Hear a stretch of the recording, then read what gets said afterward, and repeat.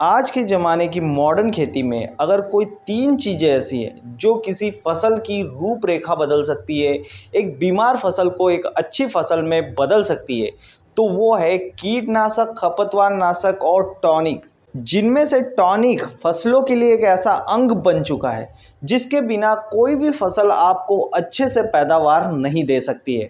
तो किसान भाइयों, आज के इस वीडियो में हम बात करने वाले हैं किसी भी फसल की तंदुरुस्ती को बढ़ाने के लिए, उस फसल के लिए उपयुक्त या उस ज़मीन की जिस ज़मीन में वो फसल लगी हुई है उसके लिए सबसे बेस्ट बैक्टीरिया और फंगस की मात्रा को बढ़ाने के लिए एक ऐसा सस्ता टॉनिक इस वीडियो में बताने वाले हैं जिसको देकर आप बिना खर्चे या कम खर्चे में अपनी फसल को एक बेहतर टॉनिक दे सकते हैं, साथ ही साथ उत्पादन बढ़ा सकते हैं और अपनी फील्ड की, अपने खेत की तंदुरुस्ती भी बढ़ा सकते हैं।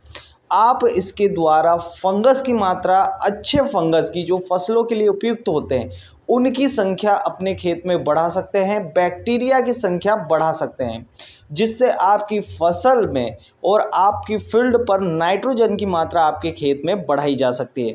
तो किसान भाइयों, आज हम बात करने वाले हैं ग्लूकोज या ग्लूकोन डी की, जो आप किसी भी कंपनी का मेडिकल से खरीद कर एक सस्ते टॉनिक के रूप में उपयोग करके आप अपने खेत में अपनी फसल को तंदुरुस्ती प्रदान कर सकते हैं। आपकी फसल में यदि स्ट्रेस या तनाव है तो आप इसके द्वारा उसके स्ट्रेस या तनाव को कम करके एक तंदुरुस्त फसल तैयार कर सकते हैं। किसान भाइयों, बहुत सारी ऐसी फसलें होती है जो बहुत सारे कीटनाशकों के इस्तेमाल से, बहुत सारे खरपतवार नाशकों के इस्तेमाल से स्ट्रेस में आ जाती है, तनाव में आ जाती है, पत्तियां सूखने लगती है या फिर सिकुड़ने लगती है। उस समय हमें फसलों में एक ऐसे टॉनिक की आवश्यकता होती है जो इस स्ट्रेस को या इस तनाव को ख़त्म कर सकें। तो इसके लिए आप ग्लूकोन डी का इस्तेमाल बहुत बेहतर ढंग से कर सकते हैं। किसान भाइयों, किस प्रकार से इसे अप्लाई करना है, कितनी मात्रा इस्तेमाल करनी है, इससे आपके खेतों में और आपकी फसल में क्या क्या फ़ायदा होगा, ये इस वीडियो में बताने वाले हैं। किसान भाइयों, बात करते हैं सबसे पहले इसके फ़ायदों की। किसान भाइयों, फंगस बैक्टीरिया को इसके द्वारा बढ़ाया जा सकता है। ये उनके लिए भोजन की तरह काम करेगा, यानी फंगस और बैक्टीरिया इसे खाएंगे। इसमें अच्छे फंगस भी इसे खाएंगे और ख़राब फंगस भी खाएंगे। अच्छे बैक्टीरिया भी इसे खाने के रूप में उपयोग करेंगे और ख़राब बैक्टीरिया भी इसे खाने के रूप में उपयोग करेंगे। लेकिन इससे आपकी फसल पर ज़्यादा नुकसान नहीं होगा अगर आप इसे अप्लाई ढंग से करते हैं। किसान भाइयों, इसे अप्लाई करने का सबसे बेस्ट तरीका है इसे जड़ों में देना चाहिए। कभी भी इसका स्प्रे न करें। अगर आप स्प्रे करते हैं तो पत्तियों पर इसके ट्रेसेस रह जाएंगे, जिसकी वजह से पत्तियों में एक नाजुकपन आ जाएगा, जिसकी वजह से पाउडरी मैलीड्यू, डाउनी मैलीड्यू या इस प्रकार से और भी जो फंगस या बैक्टीरिया होते हैं जैसे थ्रिप्स होता है, ये आपकी फसलों को लग सकता है, जिसकी वजह से आपकी फसल और ज़्यादा ख़राब हो सकती है।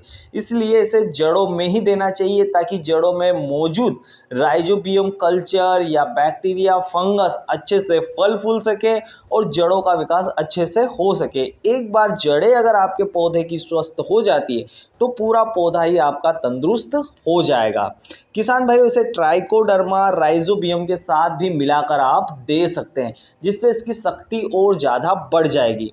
किसान भाइयों, इसका उपयोग आप वहाँ करें जहाँ आपकी फसल तनाव या स्ट्रेस में दिखाई दे रही है, या फिर इसे साधारण तौर पर भी आप इस्तेमाल कर सकते हैं। जिस प्रकार से हम एक बार ORS या ग्लूकोज या ग्लूकोन डी लेते हैं तो हमारे शरीर में जिस प्रकार से तंदुरुस्ती महसूस होती है, बिल्कुल आपका पौधा भी वैसी ही तंदुरुस्ती महसूस करेगा। किसान भाइयों, इसके द्वारा आप बहुत ही बढ़िया से आपके फसल की तंदुरुस्ती बढ़ा सकते हैं। किसान भाइयों, बात करें तो ये जड़ों के विकास में काफ़ी महत्वपूर्ण भूमिका निभा सकता है। अब आपको इसकी कितनी मात्रा लेनी चाहिए, तो आप 1 एकड़ ज़मीन के लिए इसको 1 किलो यूज़ कर सकते हैं। ये आप जड़ों में स्प्रे करवा कर या पानी के साथ छोड़कर इसे जड़ों में अप्लाई करें, आपको बहुत ही बढ़िया रिजल्ट देखने को मिलेगा। इस प्रकार से आप ग्लूकोज या ग्लूकोन डी को एक सस्ते टॉनिक के रूप में उपयोग करके आपके काफ़ी पैसे भी बचा सकते हैं और आपकी फसल को भी तंदुरुस्त फसल के रूप में बदल सकते हैं। किसान भाइयों, कैसा लगा आपको हमारा ये वीडियो? अगर इन्फॉर्मेटिव लगा हो तो हमारे इस वीडियो को लाइक और शेयर ज़रूर करें। साथ ही साथ हमारे यूट्यूब चैनल